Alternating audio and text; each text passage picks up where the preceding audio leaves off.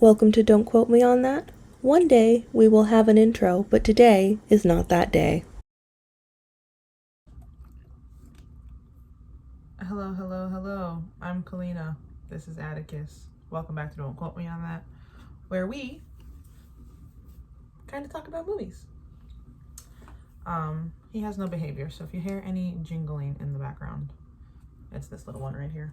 As you can see, again, we're doing a video episode, unless you're listening to this on SoundCloud, Spotify, Apple Podcasts, all those lovely places you can get your podcasts where we post.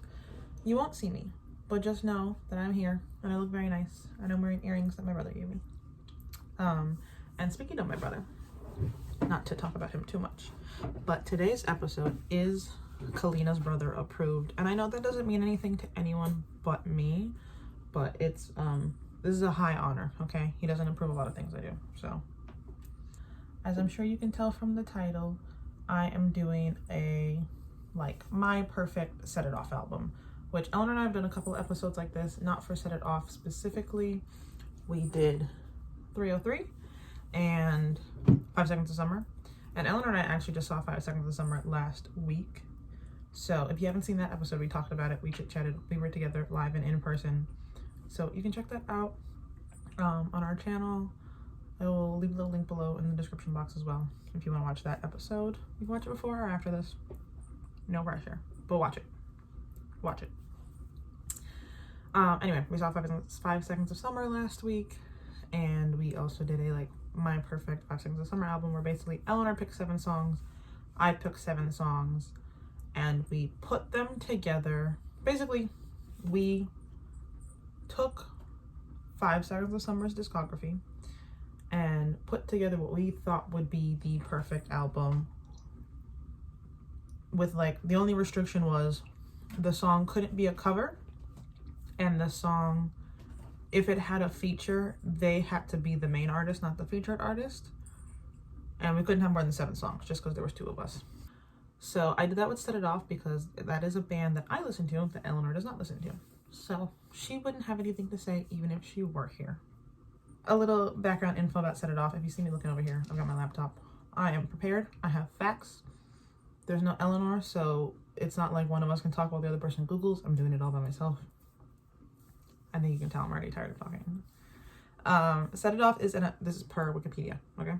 Set It Off is an American rock band formed in 2008 in Tampa, Florida.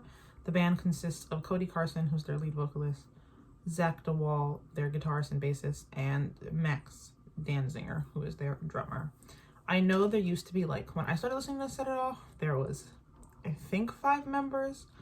Or I started listening right when the fifth guy left, and there was just 4 of them. And then a couple years ago, the 4th guy left.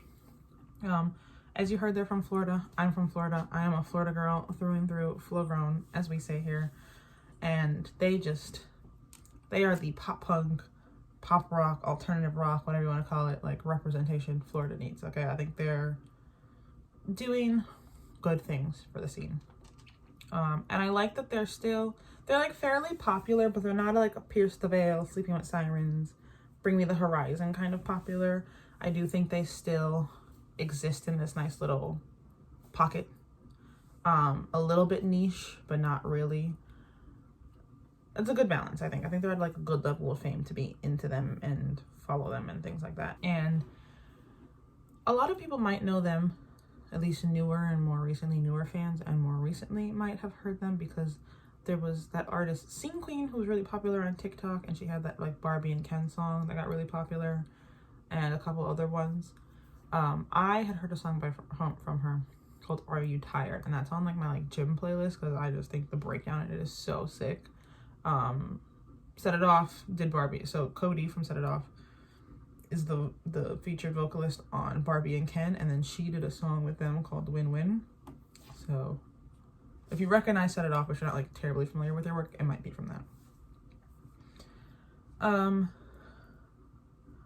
Just trying to see if there's any other important info here.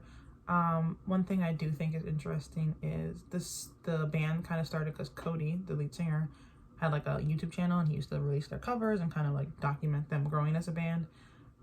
And then he got to like go on stage because of his YouTube channel. He got to go on stage and sing with All Time Low, which I know we don't like those guys anymore, but they were very popular. They had a good standing, good reputation, good way to get exposure, right? So he got on stage, sang with All Time Low, kind of really helped boost their visibility and stuff. And then they signed to Equal Vision Records, then Fearless Records. And after their latest album, they have gone independent. So I'm very excited. Like I said, I really like their like level of fame that they're at. So I think them going independent is a very interesting move. I haven't looked too much into why they did that, but I would like to hear that. Cody Carson, you're on YouTube. Cody Carson does still do covers. He did a cover of, God, I can't remember the name of the song, but one of the songs from a Goofy movie. Like a rock cover. He did I Knew You Were Trouble. He did a cover of Talk Dirty by Jason Derulo.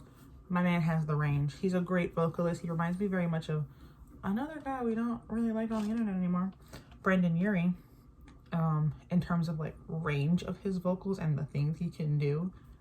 Insane. I do not think it's fair that one person can do all those things. But anyway, Cody Carson, if you are watching this,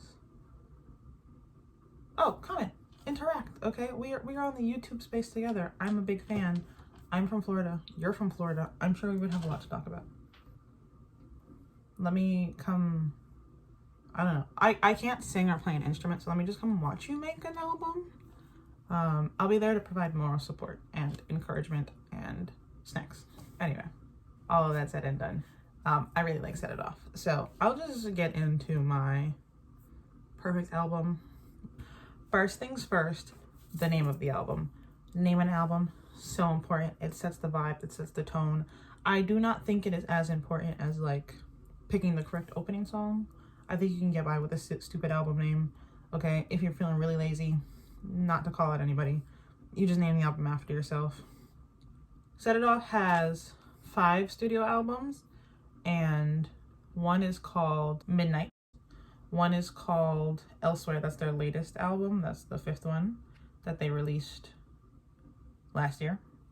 And then one is called Duality. And then they have a couple others. But those are the 3 I kept in mind when naming my album. So like Elsewhere to me and Duality and Midnight kind of felt like this like, it's like liminal space. Oh, sorry. The first one's Cinematics. And then we also have Upside Down. So kind of like we're in this in-between place, kind of Alice in Wonderland sort of vibe. We're not really in the real world. I don't know if if we're in a parallel dimension or just a different world altogether, or like, it's kind of like this liminal space. So I named my album Liminal. I'm a simple woman. I didn't want to think about it too long, right? So perfect Set It Off album for Kalina. Liminal. I picked 9 songs. This was a lot easier than it had been for like when I had to narrow it down to 7. I am of the philosophy that an album should not be longer than 10 songs. I think 7 is the ideal number. Because sometimes you sit down to listen to an album, and like, especially if it's an artist you really like, you're really excited for it, and they've just thrown 15 songs on an album, and you're sitting there listening to 15 songs in a row. It's very hard to me to like have a unique enough sound and tell a great story without being repetitive or excessive in any way, shape, or form. In 15 songs. You could do that in 10 and like cut it down and be more direct. And then also, then we get more albums out of you because you have all this extra content. Because like, I know songs get left off all the time. That's why we have deluxe versions. I think like you can do 15 songs if the deluxe is 15, but the standard version is 10, 7 to 10. That being said, normally when I do these episodes, getting it down to 7, I'm like, oh, I understand why this is hard for them. But that's partly because, well, I have songs I like for an artist, and I think everyone should hear from the artist. And I don't want to cut them out even if they don't fit with the story I'm trying to tell in my album.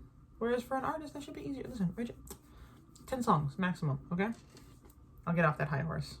So, we're liminal. We're opening, okay? I'm setting the tone for the album. I want to see if you guys get the story that I'm thinking. We are starting with one of their later albums, Midnight. Midnight's right smack in the middle, basically. So we're at Midnight. This one's kind of like parallel universe-y, I would say, based on like the music videos for a lot of the singles off of this. And I am starting with one that was not a single, and that is For You Forever. And For You Forever is like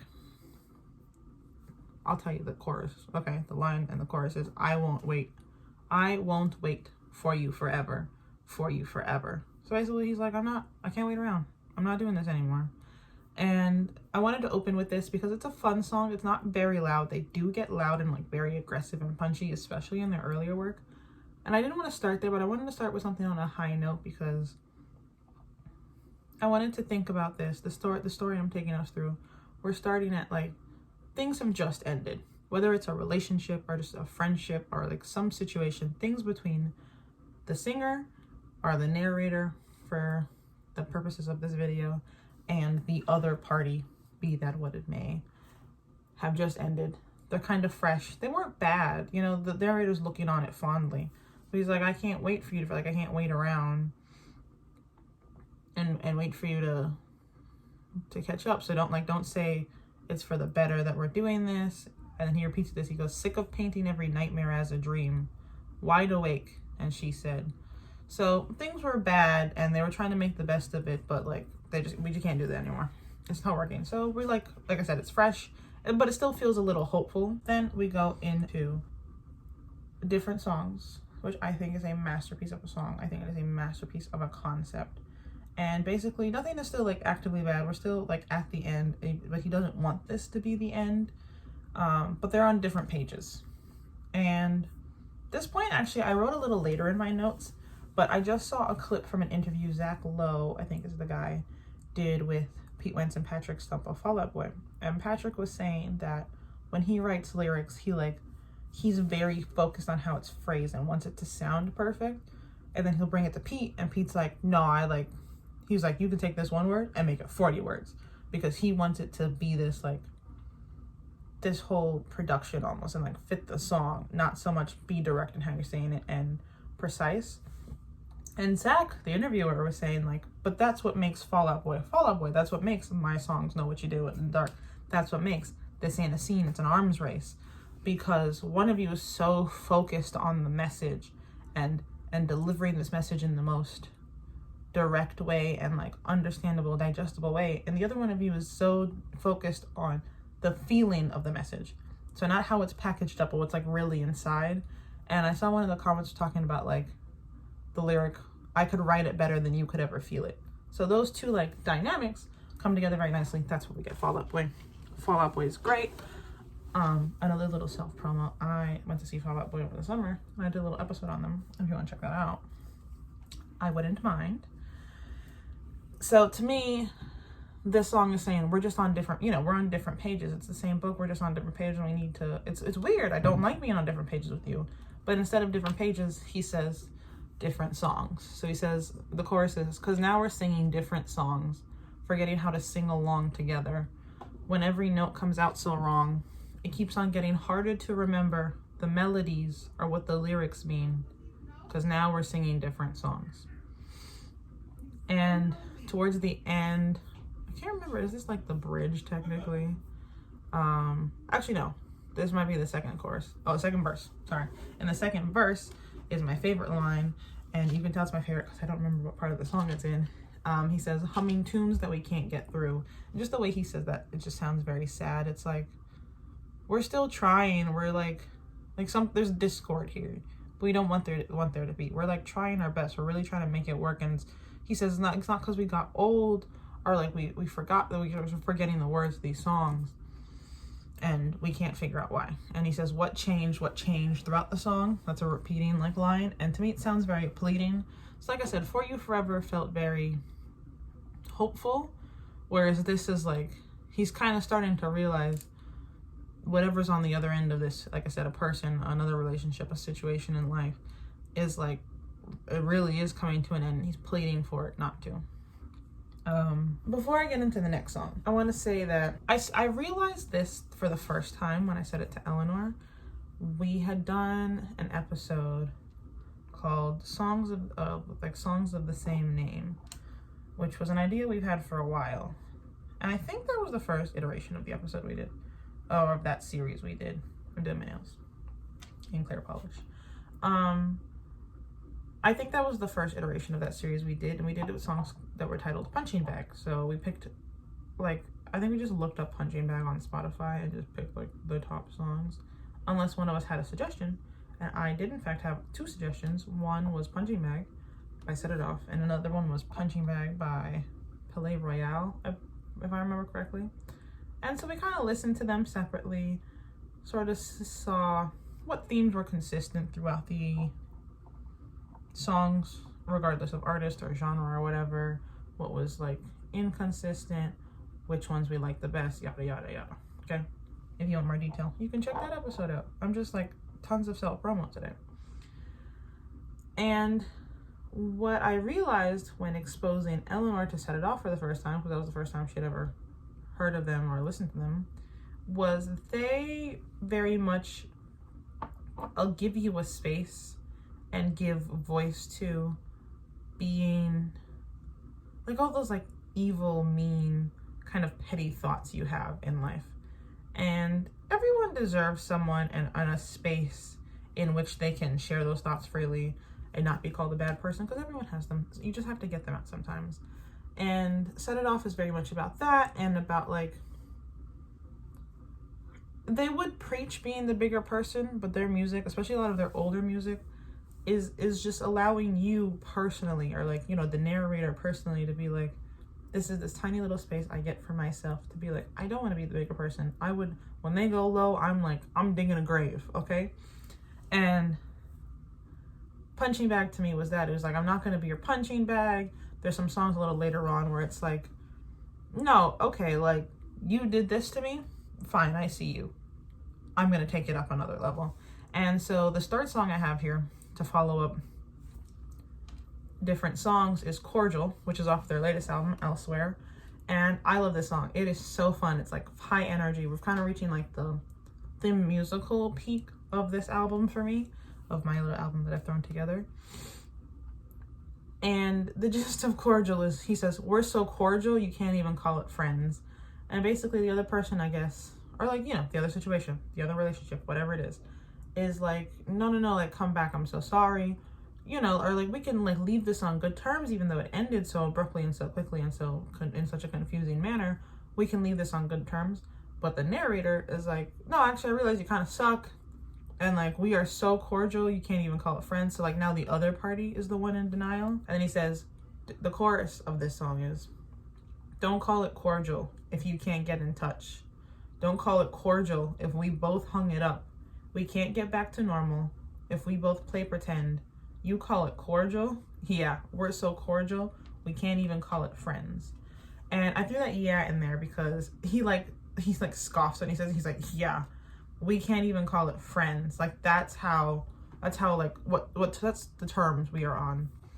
And then towards the end he says, I offered you a way out, but you dug in both your heels. So he tried to save it, and we saw this, at least in my album, we saw, like, he tried to save the relationship, and we saw this with For You Forever. We saw this with different songs. He was like, we're out of step, but like, I don't want to be out of step with you. I want to be on the same page with you. I want us to remember the words to the songs we sang together, but like, I can't wait around for you forever. And when he's finally given up, now you're trying to save this? That's too late. I'm not even taking the high road. I'm taking the low road, okay? I am digging deep, and I'm digging the grave, and we're both gonna lay in it. Then, after Cordial, so like I said, Cordial's off of Elsewhere. We go back to Midnight. This is a Midnight heavy album, but purely because I just got 3 songs off of it. After this, I don't think I have any more Midnight songs. We have Dancing with the Devil, which I think is pretty self-explanatory, because the whole tagline of the song is, life's too short to be dancing with the devil. You best sleep with a blanket and a shovel, because life's too short to be dancing with the devil. It's like, you can't be indulging these bad things, okay? He's gotten over this situation. He's gotten over this person. Life's too short to be indulging these bad feelings that, like, yes, you have to allow yourself to feel, but like, he's got them out the way. He's past them in Cordial. Like, he exorcised his demons, so to speak. Now he's not indulging that anymore. But the other person's still trying to draw him back in. Part of the reason I decided to put Dancing with the Devil after Cordial is there's a line in it where he says, I'm foolish to think we were friends. And the whole point of Cordial is like, we're so cordial you can't even call it friends. So he was like, yeah, I did think we had something once, but like, that was foolish of me. You tricked me but like, shame on me for falling for that. And then there's a really sick line where he goes, you try to act as if you're saving me, but you wouldn't cut the rope if it was hanging me. So while this person's doing all these things to like make it seem like they're the good guy and like they really do want to get back together and like they need to give it another shot, he is on to their tricky ways. He knows they've been like actively sabotaging. He's like, his eyes are open to this now. And then also he says, I'm sick of people saying what you sow you reap, because I've been counting down the minutes of that, so to speak. And that kind of goes back a little bit to the whole idea of them making music, where you get to indulge your little petty thoughts and your evil thoughts and your mean thoughts. Because when you do things like that, and if you don't share them with the right people, or like people who maybe think you're genuine and not just exercising your right to be mean, they're like, no, like, you know, whatever they sow, they reap, like karma's gonna get them, blah, blah, blah, blah, blah, things like that. And he's like, I'm sick of people saying that. I want to do something about it. Or like karma might get them, but karma's not gonna get them as badly as I could, or as badly as I want them to be gotten. So he's like, every time someone's like, oh, what you sow, you reap, I'm like counting down the minutes till you get what you paid for, till karma catches up to you. But sometimes karma's not satisfying. And like sometimes you gotta wait a really long time for karma to get them in a satisfying way. Like, I'm waiting on the downfall of some people. I probably shouldn't say this, but I'm waiting, because I'm a big believer in karma. Put your good karma out into the world. And it's not like I'm actively hoping for the downfall of these people. I just know it's gonna happen because I've seen it happen time and time again. The universe runs off of balance. And if you don't balance it out, the universe will. Or what's that thing? It's like, when people are mad, and sometimes they'll be like, you better hope God handles it or I will, and you don't want me to handle it. God will step in. But sometimes God takes a little long for our little human liking, and you gotta do something about it. Listen, I'm all for being like, you gotta be petty, you gotta be mean, you gotta go low sometimes, okay? My philosophy, however, is if you are going to go low, you better like dig to the center. Like, you have to win that, okay? You can't half-ass going low, okay? Like, if you're gonna go low, you dig and you dig and you dig till they can't go any lower than you have. Anyway, speaking of going low, the next song on this album is off of one of their earlier albums, their second album, Duality, and that is Bleak December. Now my man is angry, okay? Now he's feeling it. He is spewing his anger, not just at them, just at the, like, he is just vengeful, okay? And also, I love a metaphor about being cold. I think it is so fun. I think being cold is the worst thing in the world to experience. Being cold makes me miserable and mean and just downright nasty, okay? But yeah, back to the chorus. In that bleak December, you're just too cold, but I need the answer before you'd fold. You would hold your cards inside your chest. I think I drove too far for that bleak December and how full of shit you are. So he's like, I put forth the effort. I did a lot. This was almost like, now I'm kind of realizing this was almost one-sided, and you were just playing a game the whole time. You were faking it the whole time. And he is mean about it. And you're not fooling anyone, not you and not me. And I wonder how, and oh, this is so good. This bridge, at the end of the bridge, he goes, so I wonder how you stay alive when all I do is freeze. He's like, how is your cold heart and your cold nature keeping you warm at night and keeping you alive? Because it's frozen me. It's killed me. It is like, it's frozen me out. I did all of this and got nowhere, which is how I feel when I like dress for the cold in layers and I walk outside and I'm still cold, miserable, horrible, horrendous. I wonder how you stay alive when all I do is freeze in that bleak December. Love a being cold metaphor.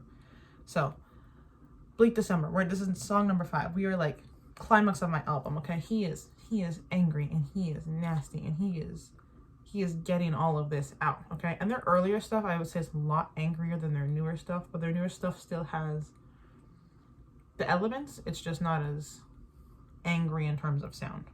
So that's why I kind of started with one of their later projects, moved back to their earlier projects. Kind of doing a little arc. We're going to go forward a little bit now, right? Just kidding. We're going to go back a little bit first. We're going to go to I'd Rather Drown, Cinematics.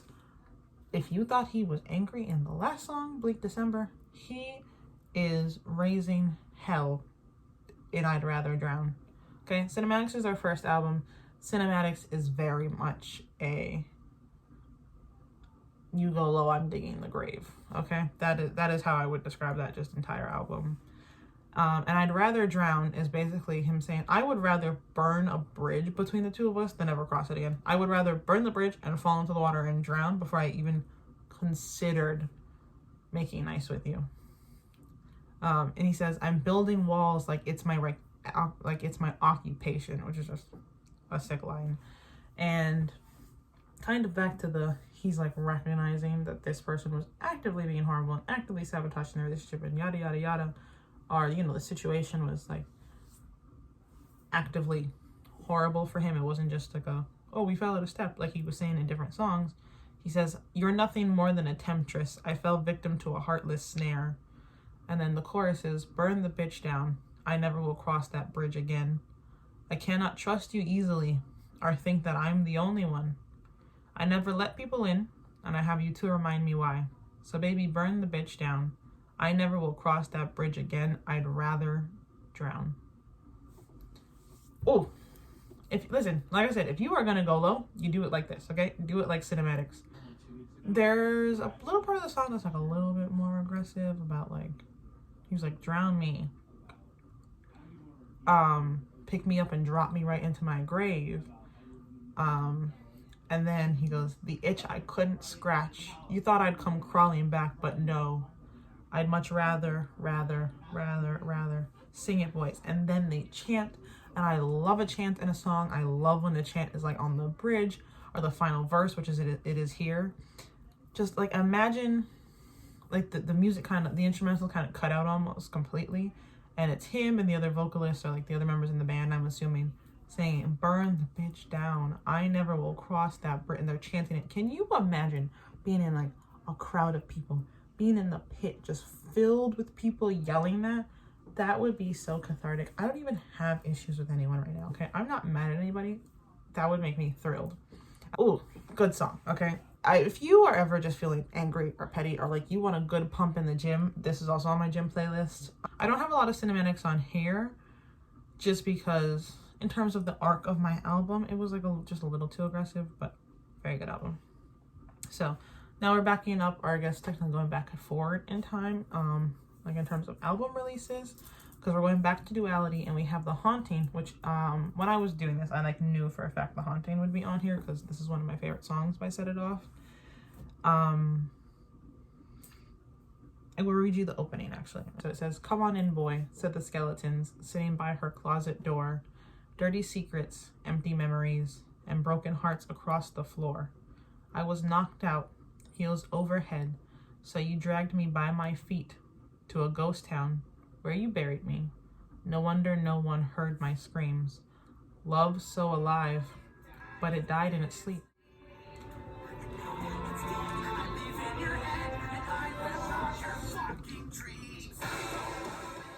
I'm sure you can tell why I think that is genius, okay? He's like, he knows that it was intentional. He knows that he wasn't wrong and he was gaslit. He was convinced that he was the problem, or that it was just like a natural way for things to fall apart. As the album goes on, he kind of realizes, no, like it wasn't me. You're not just doing this to me. There's other people you're trying to like sabotage and convince they're crazy.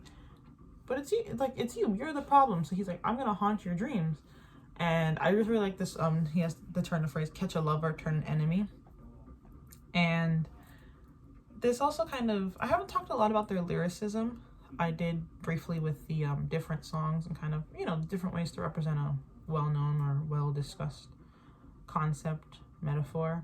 So I like the metaphor of swine take to the sky, which he says a little bit later in the song. He's like that, he basically like kind of back to burning the bridge. He's like, I'll burn the bridge down and drown before I like make amends with you.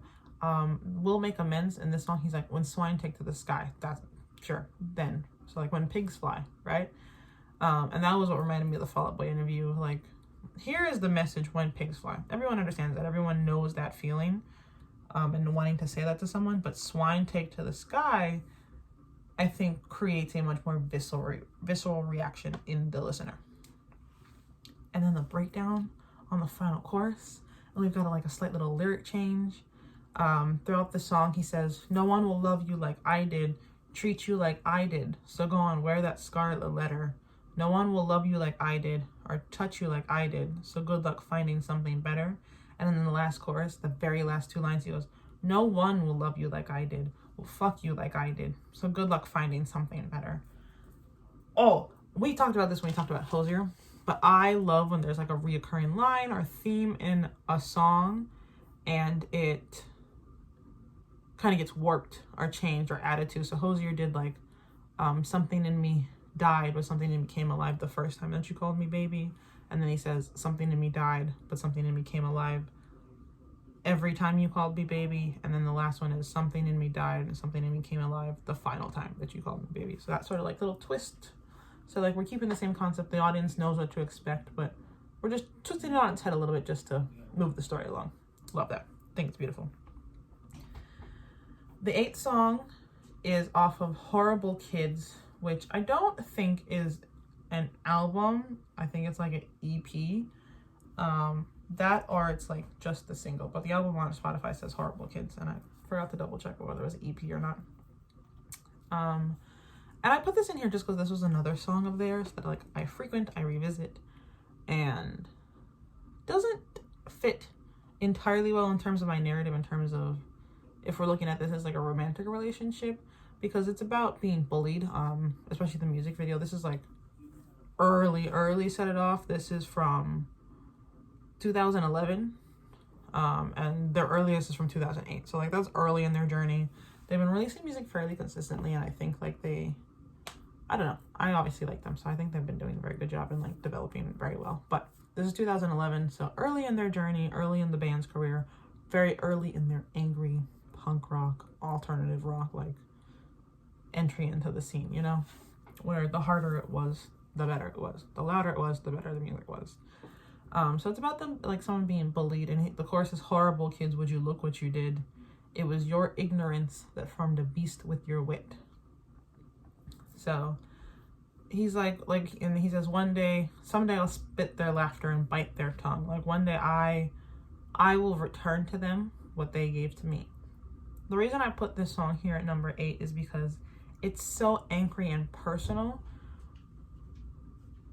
I think almost more personal than the songs about like being screwed over in a relationship, because like he's like, in a relationship, it's two people entering into that together, whereas like when you're being bullied, he's like, what did I do? Like, I can't get any lower than this. Why are they picking on me? Why I don't deserve this?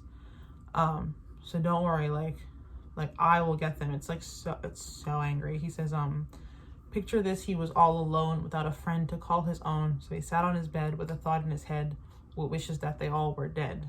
The reason I put this here is because after that, this is the hook of the song. He goes, but then he saw the light and gained the will to fight, saw that the victory was in sight, but soon they all will see. Horrible kids, would you look what you did? So it has a bit of a positive message, and I kind of wanted that going into my final song, that like things are okay, but to be honest, the message and the point of my album was kind of feeding into the little demon that everyone has in them, because you deserve to, and sometimes like it's the only way out of a situation. So like it's not, I like the song because I feel like it was a good representation of this, not the only option.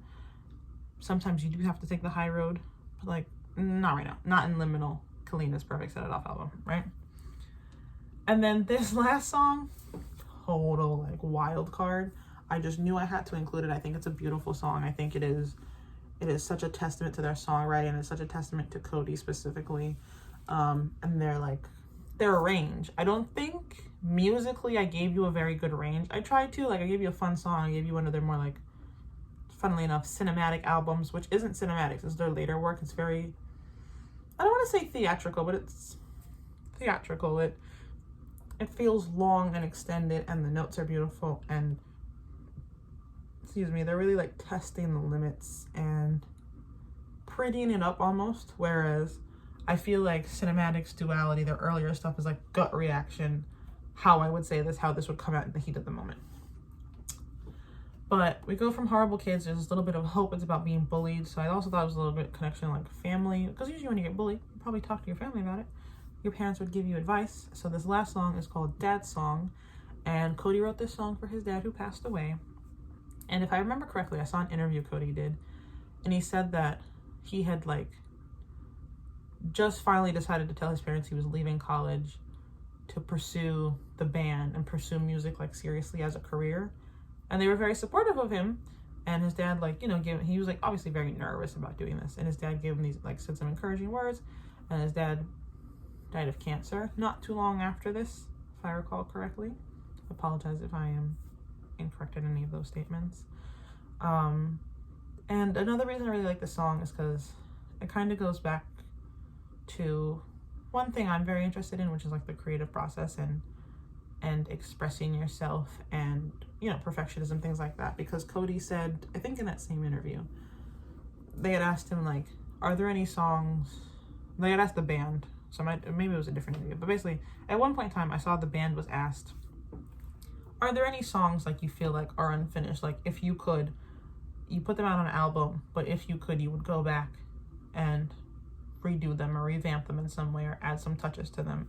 And Cody said he feels like Dad's Song is never truly finished, and they finally put it on the album because he was like, if I sat there, I would have tweaked it and worked on it and added verse and verse and added this element and never put it out, because it's a song, it's a tribute to my father, like it's a tribute to my dead father. It will never feel adequate enough to express the love and care and gratefulness I have for this man who made me who I am. It opens with, do you believe in happy endings? Are the mendings of human hearts? Oh, I believe in both, I'm certain, because these curtains are state of the art. If you occasionally happen to spy on me, you think I'm having one-sided conversations, but I hear him talking back. So he's like talking to his dad. And it reminds me a lot of Talking to the Moon, because I think Bruno Mars says in Talking to the Moon that like the neighbors think I'm crazy, but they don't understand. You're talking back. You're talking back to me. Even if it's just in my head, I'm still hearing your response. And the chorus is just so beautiful, and it really cinches what Cody was saying about how he'll never feel like the song is finished. Because he says, I finally wrote your song at last. Sorry that this one came out so sad. Every tear I had was shed for the man who gave me a better sense of life. And he says, there's no shortcuts to success. I'll wait for his guiding hands, my guardian angel, until the very end. So I finally wrote your song at last. I'm never going to be happy with it. It is impossible to, I think, adequately pay tribute to parents or parental figures in your life, because they are undoubtedly the largest part or the largest contributors of making you who you are as a person. And especially something like that where you've just decided to take this leap. You're like hoping they're supportive, and they are, and you know you have their backing, but it's still a scary undertaking. And so to lose that so suddenly and so early in life, Cody and like the whole band, they're fairly young from what I remember. They're not like, you know, 50, 60-year-old rockers. I don't think I could like do this song justice. I just think you need to picture a sad song a guy would write about his dead dad. And then whatever you're picturing in your head, that's what the song is. It's beautiful. I hope I can one day create something so touching and beautiful. Just in general, but also for my own parents. That's my album, Liminal. Cody Carson, again, if you are watching this, I'm interested to hear your thoughts.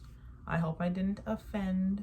I really like Set It Off's music. I think they're really fun. I think there is a time and place for moving on and taking the high road. For some reason, what's coming to mind is Florence and the Machine.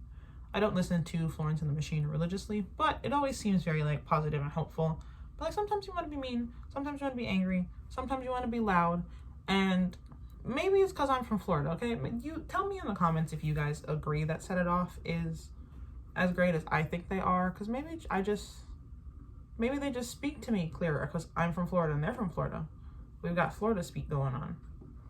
I did read this really interesting thing once that said how, like, different ways you can identify what part of the U.S. someone's from. And the word turnpike is like a very clear indicator that someone's from Florida. So I don't know, maybe we're just speaking Florida lingo, but I think Set It Off's great. I think you should check them out. If you don't like angrier sounds, I still think you should check out Dad's Song. I think that's something anyone, regardless of genre, taste, like the sort of topics they like to address in movies, not movies, sorry, the sort of topics they like to like listen to and tackle in songs. I think Dad's Song is something anyone can appreciate. And maybe like For You Forever, or like some of the songs off Midnights, they're not, like I said, they're not as loud. They're a little bit more, again, theatrical is not the right word, but they're a little bit more,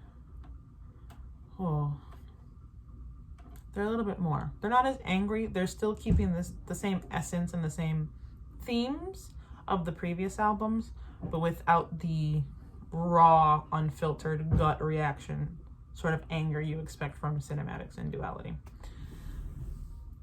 I think that's everything. If you have any suggestions for any more like perfect albums we should do, let us know, especially if it's like an artist we don't know. We like to explore music, and I think that'd be really fun to do an artist we don't know very well. So like kind of what sort of perfect album we put together as newer listeners, and like what would make us want to listen. What I did with this album actually is after I put it together, I had my brother listen to it straight through and just kind of see if he could tell me what the story was and if listening to that album would make him want to listen to Set It Off. And he said yes. I'm trusting him that he didn't lie to me just to make me happy. So I think that's everything. I have been Kalina. This has been Don't Quote Me on That. I will see you next week, hopefully with Eleanor, to chat about something new. Probably won't be a movie. I'm just a spoiler for you because it never is. But yeah, if you guys have any suggestions, comments, concerns, questions, comment down below. You can follow us on TikTok and Instagram at Don't Quote Us on That, and Twitter at Don't Quote Us 27. I like to chat with you guys, Eleanor too. It's a lot of fun.